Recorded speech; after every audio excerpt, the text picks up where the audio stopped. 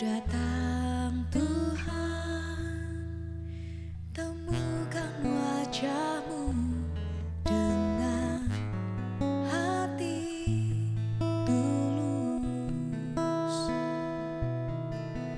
Hanya rasa cinta kepadamu yang menarikku dekat padamu. Hati yang menyembah, hati yang melekat padamu, Yesusku, kekasih hatiku. Engkaulah hidupku, segalanya bagiku, pujaanku selama-lamanya. Ku mau menyembah-Mu.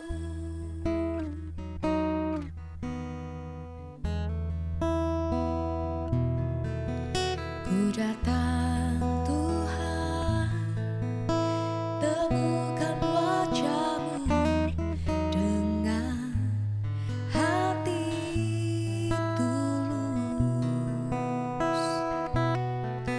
Hanya rasa cinta kepadamu yang menarikku dekat padamu. Hati yang menyembah, hati yang melekat padamu, Yesusku, kekasih hatiku. Engkaulah hidupku, segalanya bagiku, pujaanku selama-lamanya.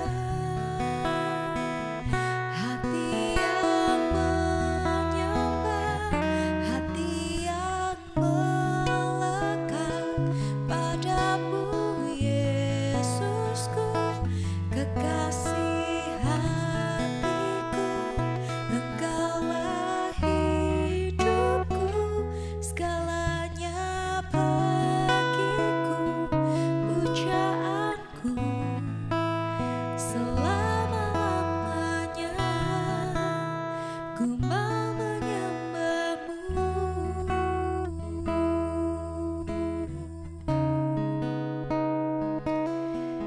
Ku mau tinggal lekat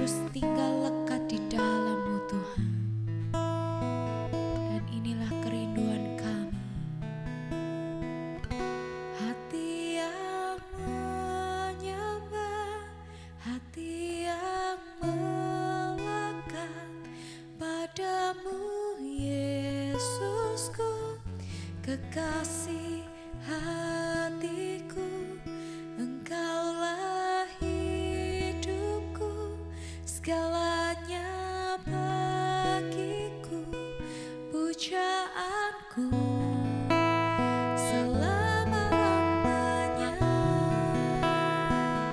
Hati yang menyembah, hati yang melekat padamu, Yesusku, kekasih hatiku. Engkaulah hidupku, segalanya bagiku, pujaanku selama-lamanya. Ku mau menyembahmu, pujaanku selama-lamanya. Ku mau menyembahmu, pujaanku selama-lamanya. Ku mau menyembahmu.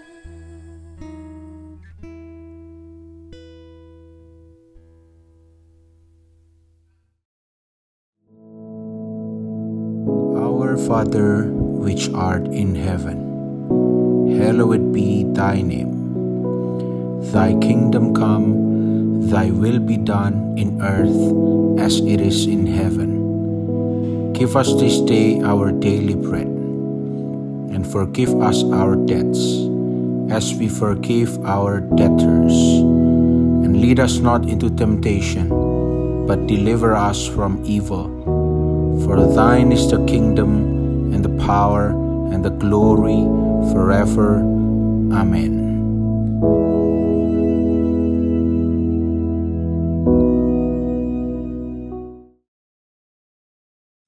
Haleluya, puji nama Tuhan saudara sekalian. Mari pagi hari ini kita belajar lebih lagi untuk memahami instruksi yang Tuhan Yesus berikan kepada kita, yaitu memikul salib. Seperti sudah kita pelajari bahwa memikul salib ini sebetulnya adalah suatu ilustrasi yang Tuhan berikan, semacam ilustrasi. Karena tentunya kita tidak akan secara realitas kemana-mana manggul salib. Apalagi kita juga tidak tahu persis bagaimana sebetulnya bentuk salib tersebut. Ada palang, ada X, ada plus, ada huruf bentuk T dan sebagainya. Masalahnya bukan di situ. Masalahnya adalah Tuhan Yesus menekankan maknanya. Tetapi Tuhan Yesus memberikan suatu gambaran dengan ungkapan memikul salib. Apa sebetulnya? Kita tahu bahwa memikul salib ini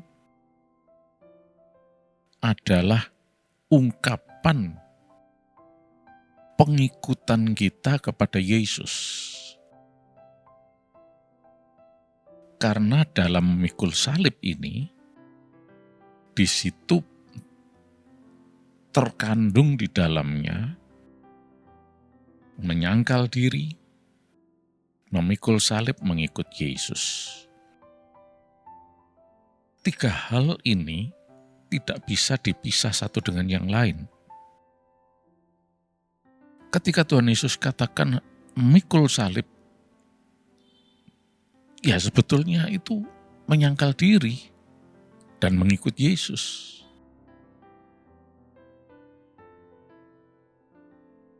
Ketika Tuhan Yesus mengatakan mengikut aku, ya menyangkal diri, mikul salib, ya mengikut Yesus. Karena 3-nya ini jadi satu. Nah, memikul salib ini adalah suatu gambaran mengenai kehidupan orang yang mengikut Yesus, yang akunya, self-nya, itu didinai. Self-nya, akunya tidak lagi diprioritaskan. Tapi akunya itu diturunkan, diganti sebagai akunya Yesus. Jadi dengan kata lain, menyangkal diri itu adalah Yesus yang menjadi aku dalam diri kita ini. Yesus yang menjadi Tuhan sebagai aku di dalam diri kita. Inilah yang disebut taat setia, menuruti pimpinan Tuhan, pimpinan Roh Kudus,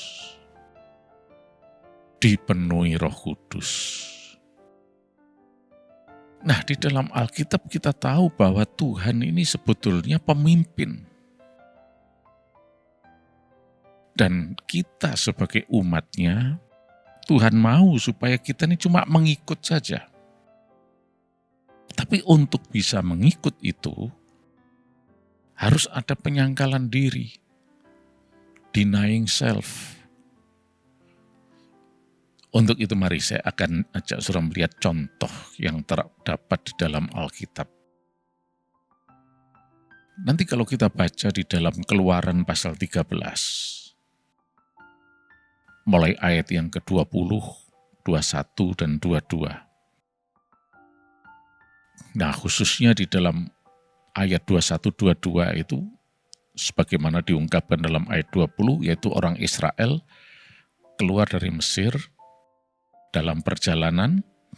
Nah, dalam ayat 21-22 dikatakan bagaimana mereka dituntun oleh tiang awan pada siang hari dan tiang api pada malam hari.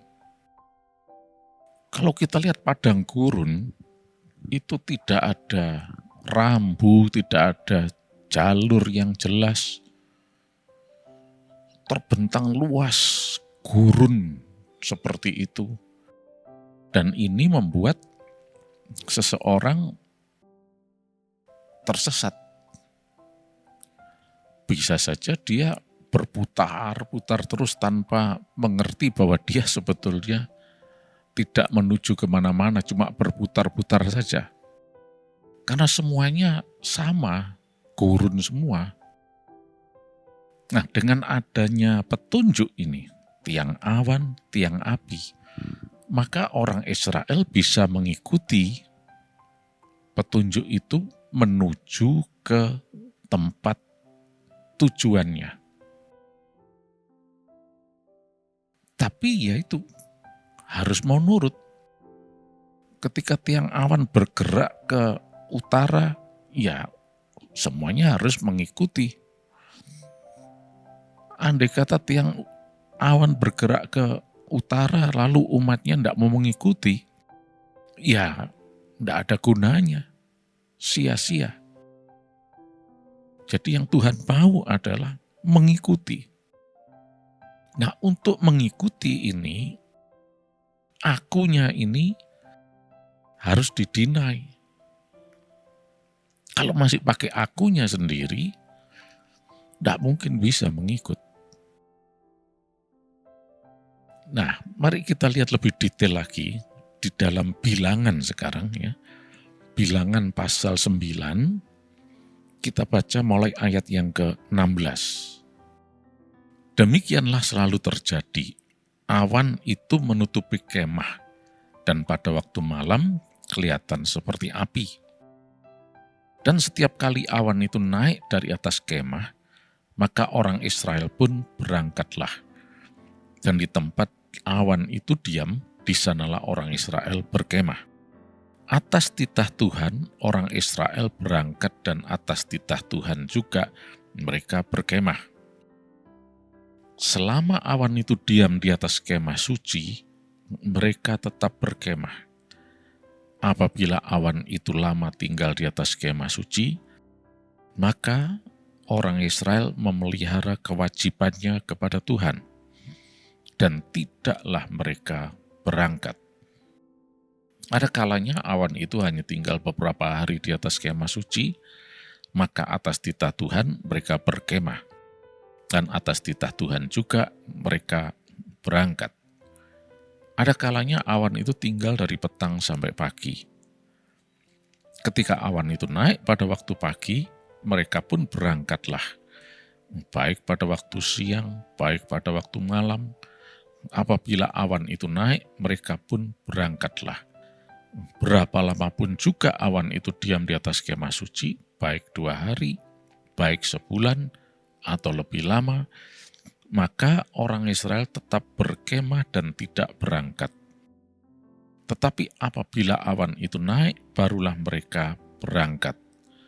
Atas titah Tuhan mereka berkemah, dan atas titah Tuhan juga mereka berangkat. Mereka memelihara kewajibannya kepada Tuhan menurut titah Tuhan dengan perantaraan Musa. Nah, di sini kita lihat bagaimana peran dari tiang awan dan tiang api tersebut. Dalam perjalanan menuju ke Promised Land, tanah perjanjian yang dijanjikan Tuhan berkelimpahan dengan susu dan madunya itu, Tuhan memerintahkan Musa dan umat Israel untuk membuat kemah suci atau tabernakel, di mana orang Israel bisa mempersembahkan korban dan melakukan kewajibannya, bisa beribadah kepada Tuhan, dan seterusnya. Dan kemah suci ini terbuat dari bahan yang bisa dibongkar pasang atau portable. Karena memang mereka belum permanen. Mereka masih dalam perjalanan. Dan dikatakan di sini tadi bahwa atas titah Tuhan, baik mereka harus berkemah atau mereka harus berangkat, itu sesuai dengan titah Tuhan. Dengan tanda, yaitu kalau awan itu diam di atas kemah suci maksudnya,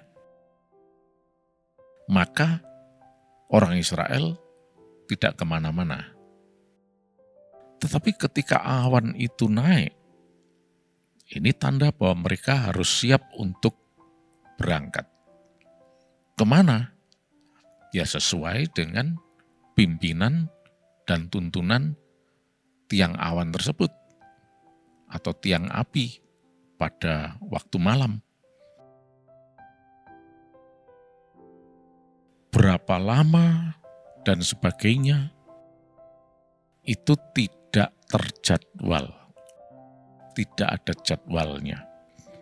Semuanya adalah atas titah Tuhan, atas kehendak Tuhan. Nah, coba kita bayangkan.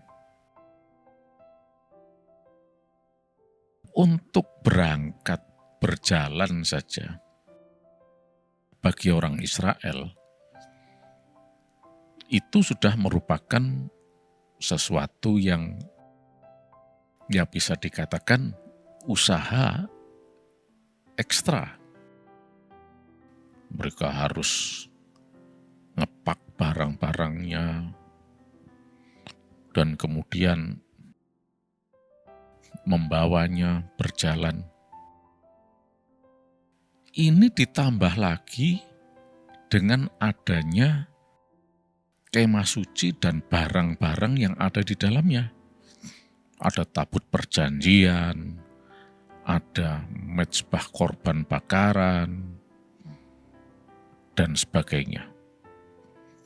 Ya, walaupun memang sudah dibagi tugas semuanya untuk menangani ini semua, tetapi ini tentunya bukan sesuatu yang sesederhana yang kita bayangkan.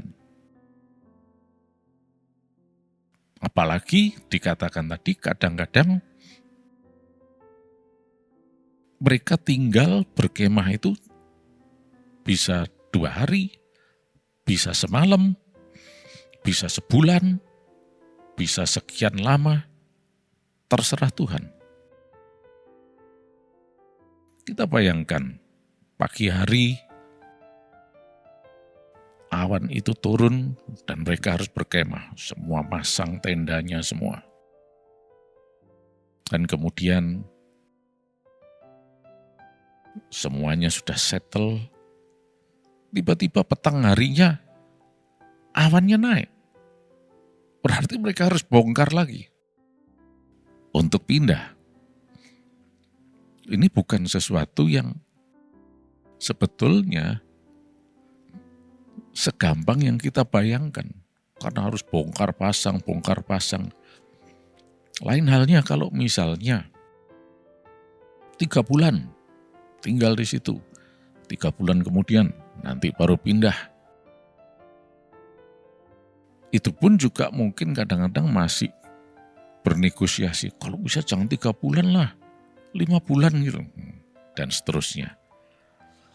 Tapi saudara lihat di sini. Bahwa pimpinan Tuhan itu tidak bisa ditawar oleh kita. Kita tidak bisa mengatur Tuhan. Titah Tuhan ya titah Tuhan. Kita tugasnya hanya mengikuti saja. Nah, untuk bisa mengikuti ini, maka akunya itu harus di-deny. Denying self. Disangkal, menyangkal diri. Ketika tidak ada penyangkalan diri, ya mereka tidak akan bisa mengikuti petunjuk Tuhan. Nah, oleh karena itu dari sini kita belajar bagaimana sebetulnya penyangkalan diri tersebut. Di mana orang Israel, umat Allah, akunya sudah tidak lagi dipertahankan. Sudah bayangkan, petang tiba di suatu tempat, kemudian awan itu turun, maka mereka set up semua tendanya dan seterusnya. Besok pagi awannya naik, berarti mereka harus berangkat. Apa enggak ngomel? Ya, jelas ada yang ngomel pasti. Karena terkenal ini bangsa tukang ngomel. Tetapi kita harus mengerti di sini. Inilah prinsip menyangkal diri tersebut. Kalau mau sungguh-sungguh ikut Yesus, ya harus nurut. Akunya ini di-deny. Menyangkal diri, menyangkal aku, self-nya ini disangkal. Maka akan tiba di tanah perjanjian yang memberikan hari depan yang penuh harapan. Puji nama Tuhan. Terima kasih Yesus, Kau Allah yang baik untuk kami. Sepanjang hari ini dengan pimpinan Roh Kudus, kami akan melihat keberhasilan, kelimpahan, kemenangan, dan kuasa mujizat Tuhan terjadi. Kami terima berkat-Mu Tuhan. Kami sehat dalam nama Yesus Kristus. Amin.